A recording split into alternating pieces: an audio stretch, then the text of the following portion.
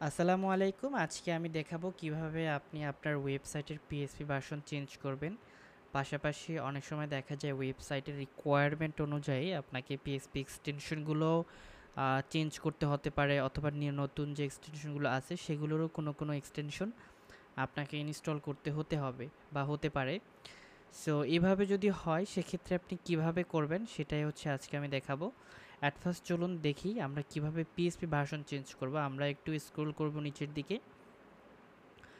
নিচের দিকে স্ক্রল করলে আমরা সফটওয়্যার নামের একটা সেকশন পাবো, এবং এই সফটওয়্যার সেকশনের ভিতরে আমরা দেখতে পাচ্ছি যে এখানে মাল্টি পিএইচপি ম্যানেজার। ওকে, সো আমরা মাল্টি পিএইচপি ম্যানেজারটা ওপেন করলাম নিউ ট্যাবে।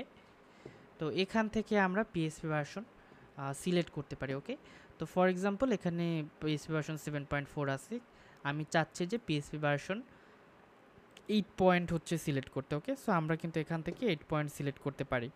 এখানে কিন্তু দুই টাইপের পিএসপি ভার্সন আছে, একটা হচ্ছে অল্টারনেটিভ আর একটা হচ্ছে এখানে দেখা যায় ইয়ে, তাই না? সো আমরা সবসময় ট্রাই করব এই অল্টারনেটিভ এই পিএসপি ভার্সনটা সিলেক্ট করার জন্য। তো আমি পিএসপি ভার্সন 7.4ই রাখলাম, চেঞ্জ করলাম না। এবং এই অল্ড পিএসপি এই ভার্সনটা এইটা যদি সিলেক্ট রাখি সেক্ষেত্রে হবে কি, আমরা এখান থেকে আমরা কাস্টমাইজেশনের সুযোগ পাবো। এই যে এখানে দেখতে পাচ্ছি যে আমরা পিএসপির যে এক্সটেনশনগুলো আছে সেই এক্সটেনশনগুলো কিন্তু কাস্টমাইজেশন করার এখানে অপশন পাবো। বাট যখন আমরা এইখান থেকে এই নিচেরগুলো ইউজ করব তখন আমরা কাস্টমাইজেশন করার অপশন পাবো না, তখন সেগুলো থাকবে ফিক্সড। ওকে ওকে, তো আমরা একটু পিএসপি সিলেক্টরে যাই। এখান থেকে আমরা দেখতে পাচ্ছি যে 7.4টা হচ্ছে সিলেক্ট করা আছে এখানে। আর এইখানে যদি এক্সটেনশনে ক্লিক করি, এক্সটেনশনে ক্লিক করলে আমরা দেখতে পাচ্ছি এখানে কোন কোন এক্সটেনশন অলরেডি ইনস্টল করা আছে। ফর এক্সাম্পল আমাদের